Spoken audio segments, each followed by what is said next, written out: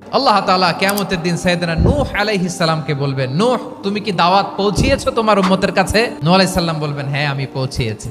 এবার নূহের উম্মতকে আল্লাহ জিজ্ঞেস করবেন, এ নূহের উম্মতেরা, তোমাদের নবী নূহ কি দাওয়াত পৌঁছিয়েছে? নূহের উম্মত বলবে, না আল্লাহ, আমাদের কাছে কোনো সতর্ককারী আসে নাই, কোনো নবী টবি আসে নাই, কোনো দাওয়াতও আমরা পাই নাই, আপনারাও চিনি নাই, জান্নাতও চিনি নাই, জাহান্নামও চিনি নাই। নূহ আলাইহিস সালাম বিপদে পড়ে যাবেন। তখন আল্লাহ বলবেন, নূহ তুমি বললা পৌঁছিয়েছো, তোমার উম্মত বলে কিছু পায় নাই। নূহ তোমার কি কোনো সাক্ষী আছে? নূহ আলাইহিস সালাম বলবেন, আছে। কে? উম্মতে মুহাম্মাদি। তখন আমরা বলবো, আল্লাহর নবী নূহ আলাইহিস সালাম তিনি আপনি যা যা বলেছেন ঠিক তা তার উম্মতের কাছে পৌঁছে দিয়েছে।